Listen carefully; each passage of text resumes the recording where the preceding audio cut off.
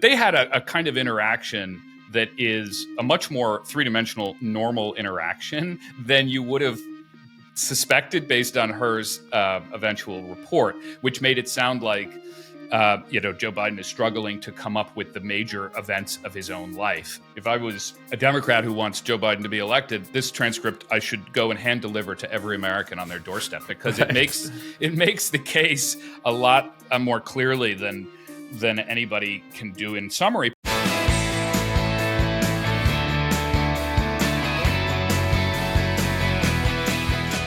Welcome to the Bulwark Podcast. I am here with the prolific Evan Osnos, staff writer at The New Yorker. He wrote the biography, Joe Biden, The Life, the Run, and What Matters Now in 2020. He interviewed Biden again this past January, and his profile, Joe Biden's Last Campaign, created a bit of a stir. Evan, thanks for doing this. My pleasure, Tim. It's fun to be with you.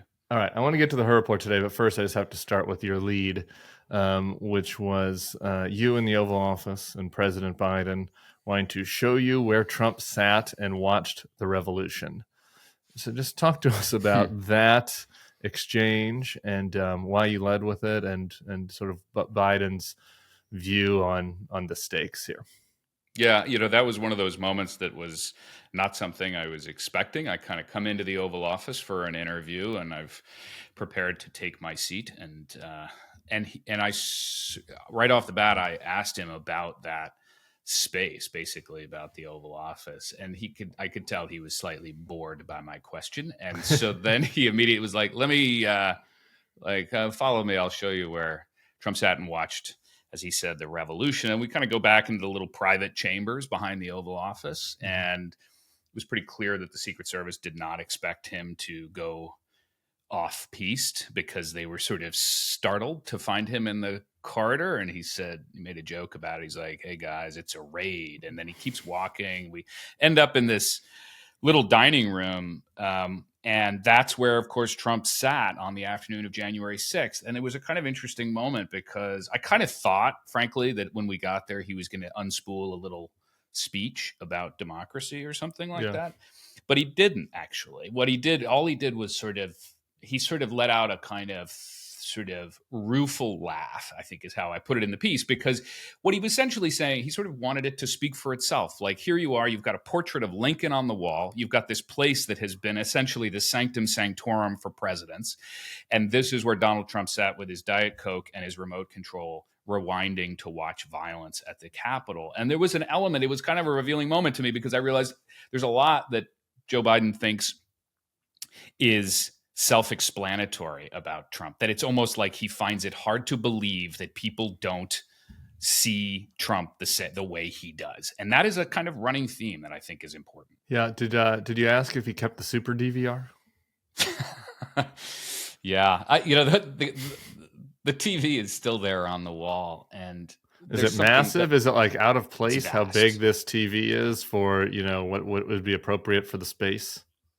Yeah, of course. It's a kind of ludicrous intrusion. I mean, the room is this dark wood. It's got this basically this treasured portrait of Lincoln with his commanders on the eve of winning the Civil War. It's got these challenge coins by military units, and then there is something that you got at Best Buy, as a Black Friday special, taking up an entire wall. I mean, that used to have I was looking back at historical portraits of that room, because I wanted to understand just how different it was. And there used to be like this classic portrait on the wall, something from the, National Galleries or something. And Trump took a look at it and was like, "Nah, we could do better. Let's put up a flat screen." It does. I think it's a very important story. I like to bring it up a lot too. So I like that the president likes to bring it up. We are very in line. I think it is a nice encapsulation of how pathetic and unpatriotic Trump is. Okay, I want to get more to your piece, but we have a little bit of news today. So Robert Hur's testifying on the Hill. The transcript of the Biden-Hur exchange has now been released as well. I want to go through that, but I'm just curious first, since you spent a decent amount of time with him in January, and then the Hur report comes out about a month after that. How did that match with your experience, and what was your sort of reaction to that assessment of Biden? So I talked to him a little bit before that report came out, whatever it was, a few weeks before, and To be honest, going into that interview, I think like any reporter, I was pretty attuned to this question of what's his mental state like. I mean, Right. this is the biggest question facing the Democratic electorate in some ways. I mean, I was really focused on that, and I just wanted to, and partly because I'd interviewed him over time, and I'd interviewed him in 2020 and going back to 2014, so I sort of had some baseline for comparison. And what I concluded quite clearly over the course of this experience, I was with him for about 40 minutes interviewing him, and he didn't bungle a name, he didn't bungle a date. What he is more or less what you see is what you get, which is that his voice is, with the exception of the State of the Union, his voice is pretty thin and kind of has weakened. And he kind of coughs a lot. He clears his throat a lot. He's got this acid reflux thing. Yeah. But the point that was the gait, I mean, he shuffles, and that is now a visible and sort of completely obvious fact. But what is also obvious if you're talking to him is that his mental process is the same. His mental status, as far as I could tell, was unchanged. And I mean, to over that whole window, that unchanged, because when you say unchanged, you're not talking about you seeing him on TV. I mean, you interviewed him for the book. You've been interviewing him for what, a decade and a half now, right? Yeah, it started 10 years ago, actually. It was 10 years ago in 2014. I interviewed him for the first time. And what I would say is different is that he does less of the filling of the space. There used to be a kind of compulsive, reflexive, let me wrap my arms around you with my words element of Joe Biden that was goes back to just who he is as a human being, kind of wanting to win over every face in the room, which is something that he's been doing since he was like in his 20s. He doesn't do quite as much of that anymore. There's like a little bit of I don't need to do that now element to it, which is part of what he was getting at when we're in that dining room. Like, he doesn't need to fill the space. And I got that feeling. And some of that is a little bit testy. He's a little bit like, he is, I think there's a piece of him that is, that feels like I've made it here. This is the thing this is the apex of American political power. I have the right to decide what I want to say and not say. And I'm not going to filibuster just for the sake of winning you over. That is a little bit noticeable to me. If I go back and compare it, for instance, to how I talked to him, 10 years ago, when he was a little bit more seeking to impress on every story. Yeah. So interesting. The vice presidency wasn't enough. Still seeking to impress as the vice president. Definitely not. The vice presidency was not enough from his perspective. I think there's been a TV show about that. Okay, so in the testimony, one thing that jumped out at me, her testimony, I'm reading this transcript this morning. First, the Beau Biden story was completely told incorrectly by both her and Biden, really. How her describes it on the transcript is incorrect. Biden is trying to place himself in a timeline, and he says May 30th about Beau's death, getting it exactly right. Then they go back and forth in the year. He's like, what month did Beau die? Oh God, it was May 30th. Then was it 2015 when he died? That's right. So he has the date and year right on that, which her misrepresents in the report. Then Biden kind of misrepresents in the transcript because he says that her asked him about it, but he didn't. Biden was just using it as a point in time. A couple other things from the transcript that jumped out at me, and he's just funny still, and he's still on the ball for somebody that is losing mental capacity. Her is showing him some pictures and trying to ask when this was. And there's one picture where he has his arm around Lindsey Graham. He's like, that one must be old because I got my arm around Lindsey Graham. There's another link. He says there's a lengthy discourse on the torque of electric vehicles versus his Corvette, and he makes some car noises, and he talks at length about the cars. I mean, that seems pretty Joe Biden to me. A decent amount of cursing. So anyway, you've had a chance to look at the transcript. What were your takeaways? And to the car point, at that point, if you're looking at the transcript, Joe Biden is kind of rhapsodizing about how fast these new electric vehicles go. Yeah. To which Robert Hur replies, according to the transcript, "Whoa." That's what he said. So there's cool. So that actually was Joe Biden who then says, yeah, it's pretty cool. I mean, so there's a way in which one of the things that comes across to me, Tim, and I think you're getting the sense from the transcript, is that they had a kind of interaction that is a much more three-dimensional normal interaction than you would have suspected based on Her's eventual report, which made it sound like Joe Biden is struggling to come up with the major events of his own life. And anybody, I actually think, this transcript, if I was a Democrat who wants Joe Biden to be elected, this transcript I should go and hand deliver to every American on their doorstep, because it makes the case a lot more clearly than anybody can do in summary, partly because it's a 5-hour interview over a long time. I think one thing that's worth pointing out that I certainly didn't get from Robert Her's report was, when they're having these discussions about dates, it's because they're doing this really minute reconstruction of things like, how did you hang your folders in your file cabinet in the years 2017 and 2018, Mr. President? Right. And there are points where Biden is quite clearly sort of irritated by the picayune nature of it, to use a good New Orleans term. The idea that he's like, I don't have a clue. He says over and over again, like, I don't have the foggiest idea, some version of that. Yeah. Meaning not like, who are you and where are we? But I really did not pay attention to whether or not my file folders. At one point, Her is asking him, why were some in red folders, some in yellow folders, some in blue folders? And Biden is kind of saying to him, I don't know. That was somebody else's, more or less somebody else's job. I don't know. Yeah. Have you talked to Ricchetti about this? Yeah. Yeah. There's a touch of that. The whole thing is also, just to your point about the three-dimensional nature of it. The thing that I think is the most false about the way that the Her report was initially, the context of the initial Her report versus this transcript, to me, is that the point Her is trying to make when he says that he's elderly and that he has trouble remembering things. The ostensible reason why he brings that up is to say that I don't think a jury could hold this person responsible, right? Because he seems like a forgetful old man, right? And so to me, that's pretty damning, right? That it's like, that's Her's assessment, is that this person is so forgetful and so elderly that even if he did commit, a crime here, I couldn't put him on the stand because the jury wouldn't convict him because he seems so out of it. Like, that is insane. That's an insane framing when you compare it to the transcript. Okay. Like, there are plenty of things to poke holes about in Joe Biden. He's not perfect, but I think that is the thing that comes off to me as the most false.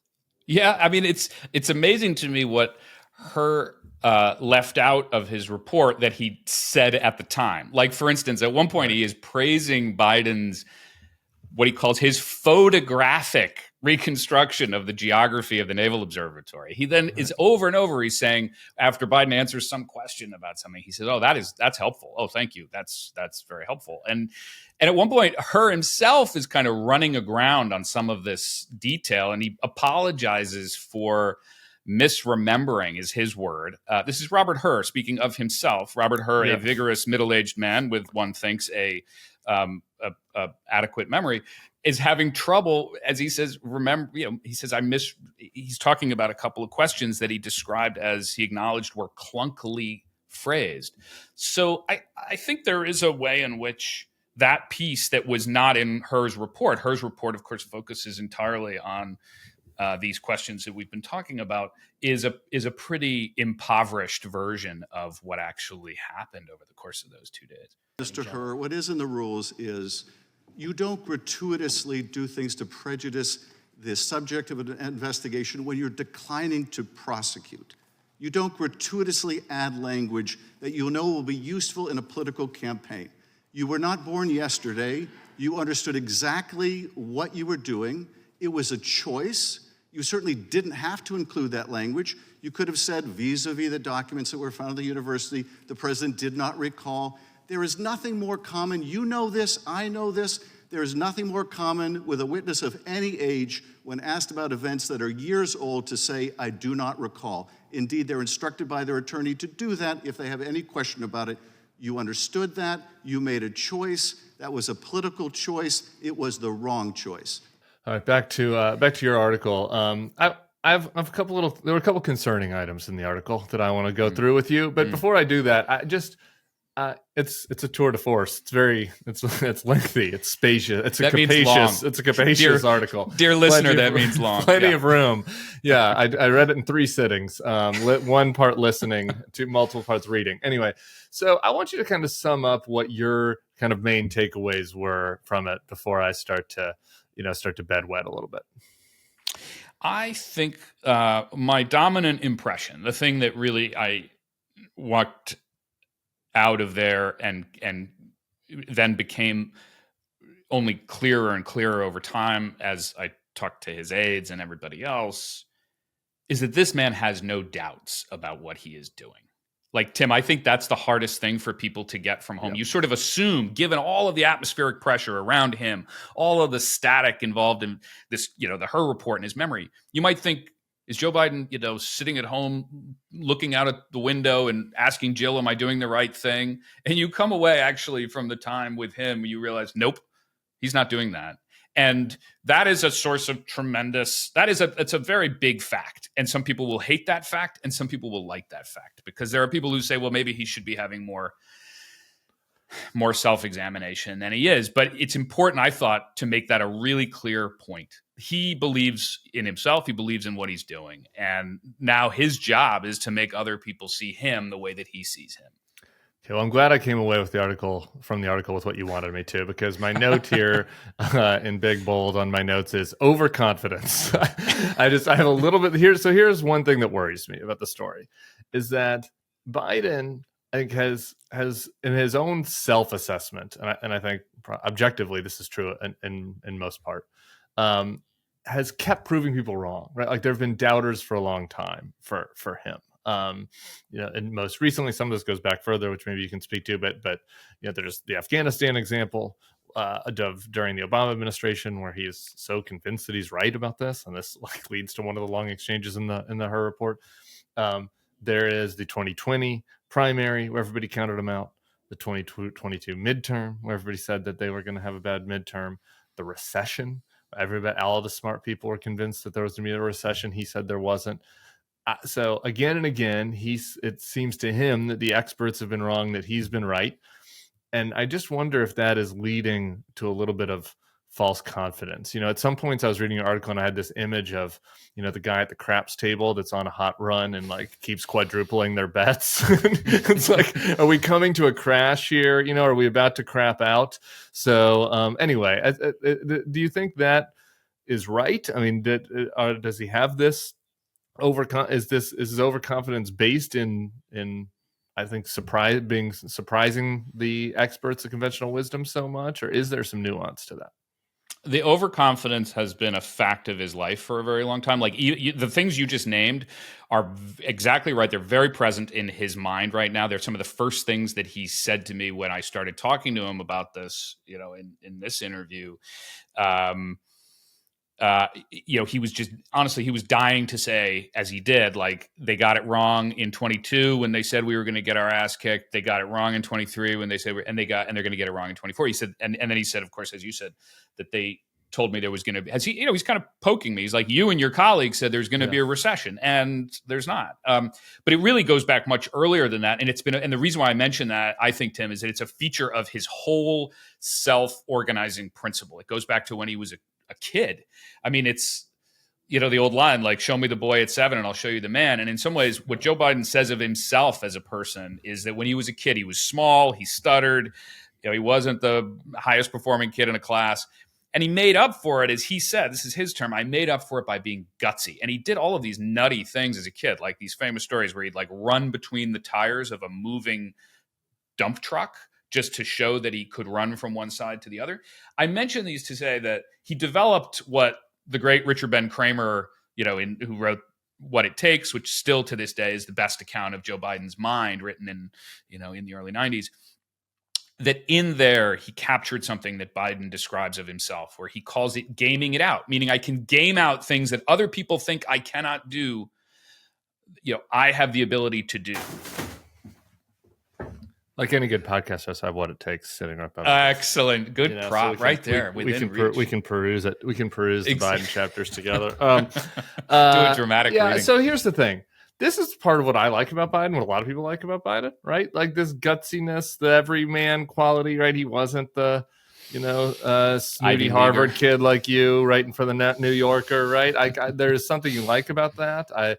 You like the fact that he's clear-eyed, about what he wants to do, and so it's not as if I'm like, oh, this is a horrible trait to be confident or overconfident, or that he was wrong necessarily about any of these things. But I just sometimes you wonder if it leads. You can get into a bubble, right? Anybody can get into a bubble, and boy, is the White House a bubble. And I see things in the article like polling is broken. You can't get people on the phone. And to me, that's not confidence. That's putting your head in the sand, right? Like some polls have been wrong, sure. But the polls were basically right in 2020. The polls are basically right in 2022. I keep telling people this, and they're like, no, everybody said it was a red wave. I was like, yeah, the pundits said it was a red wave based on history, based on trends. The polls were mostly right directionally. I mean, polls are not going to get it right to 100%. There's still polls. There's a margin of error.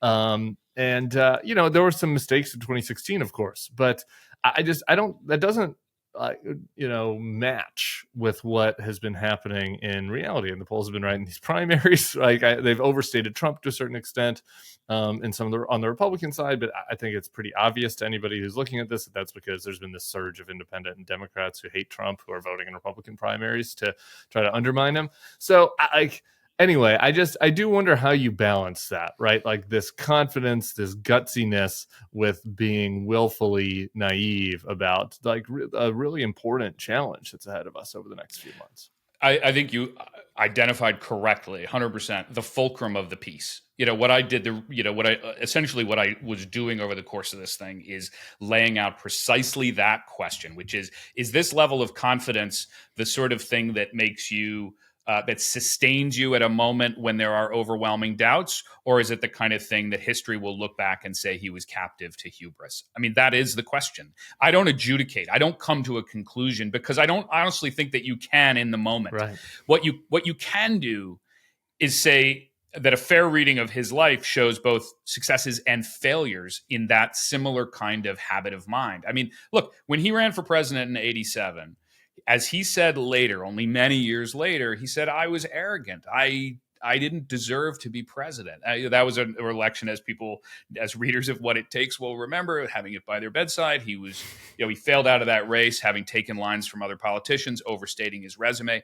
There is a degree to which that same impulse, that kind of volcanic ambition to prove people wrong, is also his greatest vulnerability. And we are living right now at a moment when it's not clear if this experience is going to be in the numerator or the denominator of that ratio of his life. And that is an anxious fact, I think. Yeah, I'm anxious. That's for sure. Okay. So I'm curious on this point. It was something that you allude to in the piece that I'd like to pick out a little bit more, is how much he's letting in new voices, other advice, contrary views in. Obviously, he relies on a very close circle of advisors, Donilon, his sister. There was an anecdote that you gave that was, for some people, worrisome. For others, maybe a good sign that he is talking to people. Some of the names that were mentioned: Mitch McConnell, Thomas Friedman, Larry Summers. Some merits and demerits to those choices, but is he, is he kind of ensconced in an impenetrable bubble of longtime advisors, or is he, kind of getting enough points of view to challenge maybe some preconceived notions about the state of play? He's surrounded by a pretty static group of close advisors. And, this goes back to the transcript we talked about earlier today. In his interview with Robert Hur, he actually comments on that. He says, look, I've had a lot of these people around me for 20, 25 years. It's part of the reason why some of these habits of kind of record keeping were just established years ago, and he doesn't sort of involve himself in them in his telling. But to your point, I think there is concern that when you don't have people around you who have a fresh voice, who are coming in and saying, hold on. Why are we being so dubious of polls when we are doing our own polls. Like, how is it that the science of polling is broken? Why are we still conducting our own? So there is a piece of that. There's two things going on here that I think are worth mentioning. One is they do their own polls internally. And I was asking around and I said, well, hold on. If you guys are so convinced that the science of polling is broken, then why do you bother doing polls internally? They said, well, we're dubious of our own polls too. Meaning that they're getting polls that are showing, okay, this is, it's not like they've got polls that are showing Joe Biden winning in a landslide right now. They're also wary of what they see in those things for the same reasons. The people he talks to outside, the people you just named, Mitch McConnell, and for reasons you rightly described, some people tear their hair out at that list. But let's remember, Larry Summers has been a thorn in the side of this administration for a lot of reasons. Challenging them, like on totally. inflation numbers, big time. There were a contrary view, yeah. Exactly. And, there are others who I didn't name in the piece who he has reached. Basically, the pattern that I have picked up on is if somebody who is a public person who Joe Biden knows their name, if they're out there trashing him on something and he thinks that they're doing it in good faith, he's going to call them up and say, what's the deal? What are you doing? Why do you feel this way? And sometimes he then brings that idea into the room. So Larry Summers, prime example, Jason Furman, professor at Harvard, who had been in the Obama administration, an economist. At one point, Furman was one of the leading critics of the administration's policy, saying it was contributing to inflation and so on. So somebody told me that, Biden had said essentially, look, I know Furman, what's the deal? What's he saying? Why is he saying it? We should figure this out. But I think the reality is, yes, there are people on the Hill, especially, who feel that Biden is too insulated by his advisors, and they want to talk to him more. Now, I will also point out, this is a completely endless fact. I think since cavemen, members of Congress, the cavemen Congress, were like, why doesn't the president call me more? So that's that's encouraging. That the Furman anecdote is encouraging. That he's not just calling people who are puffing him up. And I'll say this: the longtime advisor thing is a green flag for me. If you look at the candidates that I've worked for, and just from this cycle, Ron DeSantis is a great example of this. If you have a political candidate that doesn't have anybody who's been around them for a long time and sheds advisors constantly, that's a bad sign, right? Like that is a sign that a person, is tough to work with, doesn't take feedback, doesn't take advice, right? I think there are a lot of negative externalities to that. Okay, one more concerning quote. That's right. Is this year's campaign will be centered on the freedom agenda. I like that. That part's not concerning. The focus will be overwhelmingly on democracy. I think that I am not one of those. It's like, you should never talk about democracy. People don't care about it. I think Axelrod's in the story talking about how people in Scranton don't care about democracy. I don't know.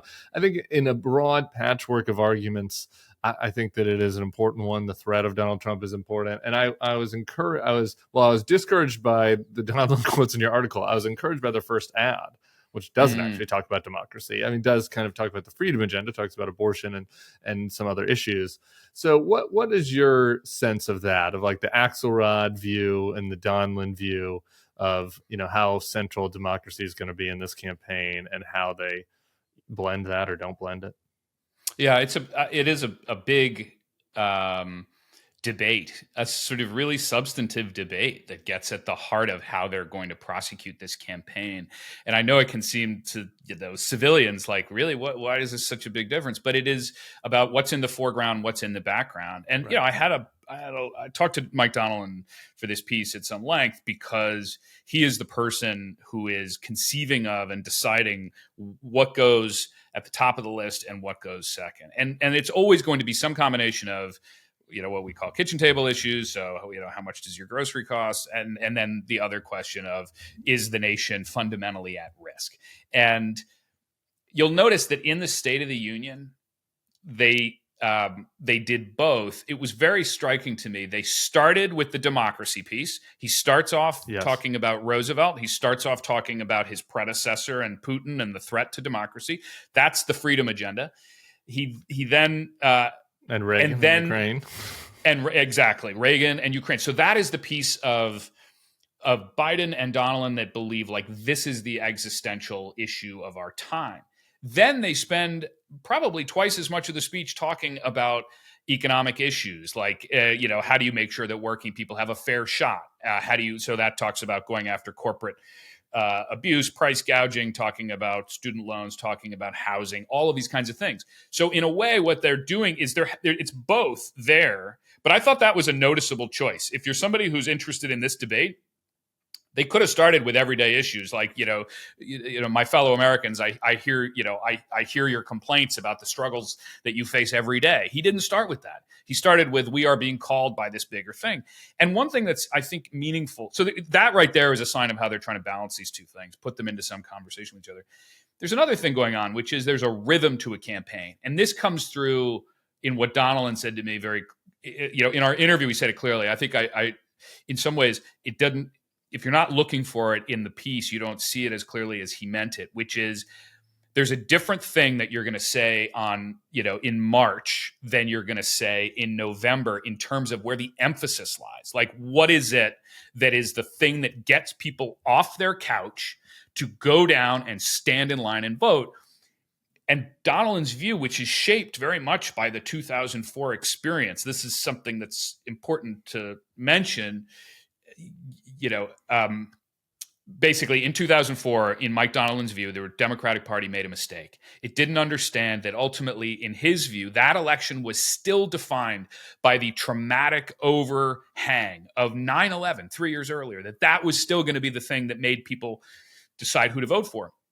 And he thinks Democrats made a mistake by talking about the economy, by talking about the Iraq War, by talking about hostility to Bush. He thinks those were wrong. And he thinks that actually, in the end, it was always going to be about this kind of primal trauma of 9/11. And in his view, that equivalent moment was January 6th. And that as you get closer to November, particularly as Donald Trump let Trump be Trump, and he talks always going, as we know he's going to, about violence and dictatorship and all the things he cares about, that is going to only crystallize and enhance the clarity of the idea that January 6th remains the thing that this election is about, according to Mike Donilon. Yeah, from their lips to God's ears. I noticed they like talking about the January 6th choir. I had Ben LeBolt on the podcast on Friday, the communications director. He likes bringing it up. I've noticed that other advisors do. Biden will bring it up.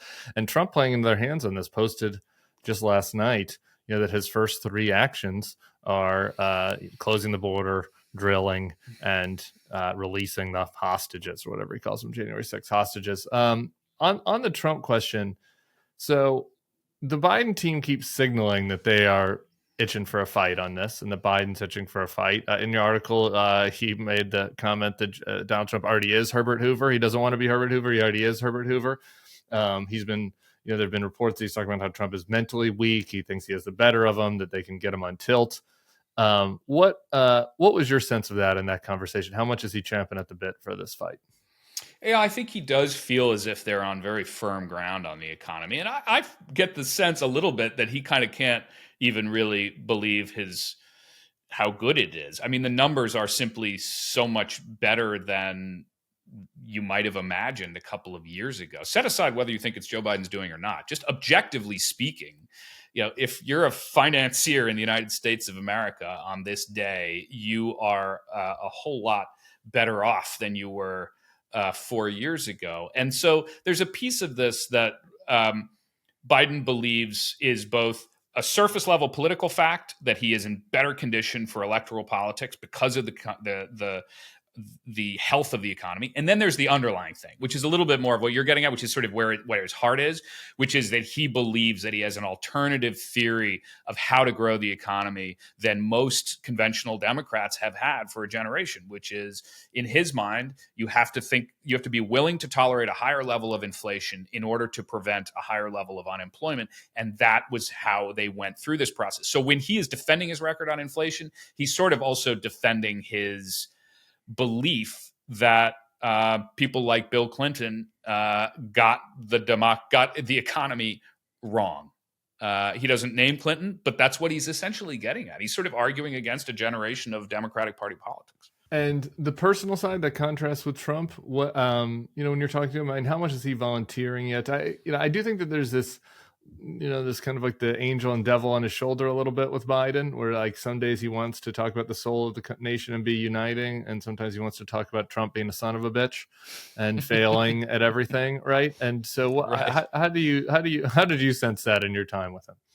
That's a great way to put it, Tim, because there's a bit of the sacred and the profane here. Biden is both a man who wears a rosary on his wrist and is also somebody who, is happy to swear like a sailor. So there's a piece of him that, he can hum. Well, that's pretty normal for us Catholics, Evan. I don't know if you know about that. That's pretty standard. That's a pretty fair standard enough.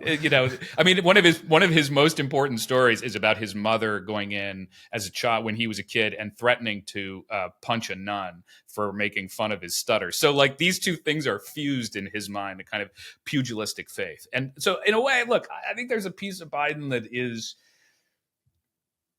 repulsed by Donald Trump. Tim, he's repulsed by him. Not only, same.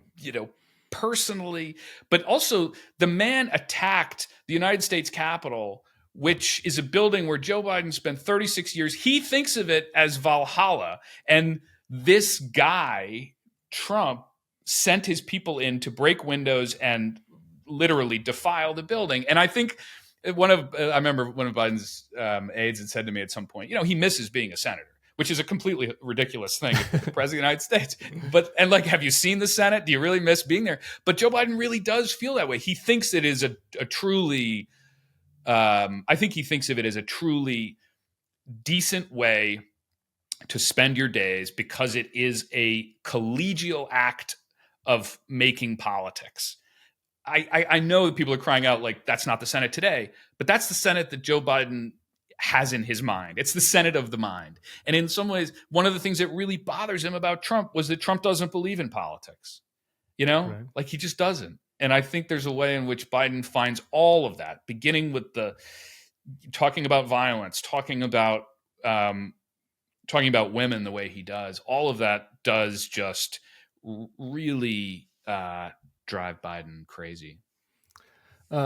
Okay, I want to get into a couple other things you've done. You wrote a great book a couple of years ago called Wildland: The Making of American Fury. It's sort of related to this topic. So it covers the 9/11 to January 6th period. And you had been abroad in China. You've written a lot about China as well, from China, and came home to America to write this story. And I don't know. I was interested in, for people who haven't read that book, I'd like for you to kind of sum up what your main thesis was of it, and I want to get into one element. So I guess my thesis was really me just looking at the country and saying, what happened? How did this happen? I mean, because you really felt it was it was changed when you. How long were you gone? How long were you in China? I was gone for 11 years. I was in the Middle East for a couple of years, and then went to China and was there for 8 years, and then came back. And so it was, I guess, 11 years, total. And I don't have any illusions that we were the promised land beforehand, but there were ways in which there were things that happened that did feel like a fundamental change. I'll just give you one example from the book. I mean, I had been in this little town in West Virginia called Clarksburg, where my first job out of college was at a little newspaper there. And Clarksburg was in the late 90s when I was there, it was all Democrats, and then it switched, and it switched so profoundly. As we all know, West Virginia is now some of the most reliable Republican territory in America. Yeah. And it's happened so rapidly and so thoroughly that I think a lot of people don't really know the story of how it happened and why it happened. And it's a story that is as much about how Republicans figured out an opportunity there as it is also about Democrats losing sight of a piece of the country where they used to have really deep roots. I mean, in West Virginia today, there are still people. I mean, this is a fake example of somebody, but it's not impossible. But there are a lot of people who have like an FDR portrait on their wall. This is a true thing. That's a very common fact. Or Kennedy, the Kennedy. I mean, Kennedy, and we can talk about that. The Kennedy story in West Virginia is so important. And then they also now vote for Donald Trump. And so putting these two, I wanted to understand, how did that kind of thing happen? Because you can't understand how our politics got so furious, sort of divided, without understanding the dynamics in play there. And so that gets to the fundamental question that we hash out a lot on the Bulwark, which is about this fury, right? And I think that there's some elements of it And maybe West Virginia is a unique example because in some ways it's legit. In certain parts of West Virginia, there's certain parts of the state that have really been hollowed out and hurt by globalization, et cetera. And yet, then you look at other parts of your book. There's the Greenwich part. The folks that have super yachts. My colleague JV Last likes to look at the boat index and talk about how many boats are being purchased. Donald Trump has boat parades. Generally, if you have enough money for a boat, you're not exactly struggling. You haven't exactly been, hollowed out by globalization. And so how much of this fury is righteous fury about ways in which elites really did let them down? How much of the fury is decadence, right? Is jealousy, pettiness, right? What was your kind of assessment as you explored, traversed the country trying to get to the bottom of this? That's a great question, Tim. I mean, I chose the word in the subtitle very, very deliberately. It's the making of America's fury is how I decided to describe this book, because some of it was made, meaning it is a product of in some cases, a set of industries that are designed to generate fury. It is also a product of a set of ideas that became normalized. I'll give you an example. So you mentioned Greenwich, which is the Greenwich, Connecticut, where I grew up, and is in its own way a kind of fascinating place to look at the evolution of the Republican Party. It is quite literally where George H.W. Bush grew up. So it is the it was my people, right? The Exactly. Northeastern Rockefeller Republicans. Those were my peeps. That's exactly it.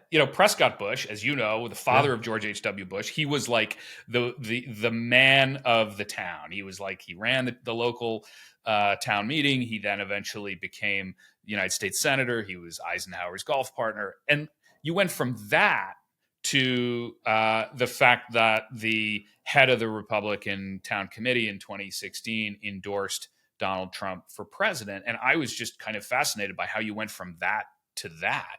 Yeah. And genteel to the furious, right? Yeah. To the rage-filled. Yeah. And the truth is, there's always been an element of both. And even today, as you'll sometimes, you can find yourself talking to somebody who owns a big boat and is also then talking about politics in the most kind of furious way. And you find it kind of bad. So I think to your question, part of what changed is about how people feel connected or disconnected to their fellow American, which is a fancy term, but is a big idea. Meaning, one of the metaphors in the book that I really found powerful was the building of these stone walls in Greenwich. And in Greenwich, there you go back to the days of the settlers back in the 18th century, and they would build these little farmer stone walls. And over the course of the 90s, when you had money being generated on an extraordinary scale in places like Greenwich and elsewhere, the walls started to grow, quite literally the walls, meaning that they went from being these little tiny Robert Frost metaphors of, good neighbors to being actually barriers of fortress making. They were about being inside and who is outside. It were a reflection of a perception of threat. The idea that, I have stuff that other people are going to try to take from me, and I must defend my stuff. And there was a period in which that metaphor, it was really a reflection of a kind of vision of the country that became much more, to use your good word, I mean, there was a sort of jealousness about it, of saying I must protect myself against those who will seek to take things from me. Yeah, to me, there's like a high school cafeteria element of all of it.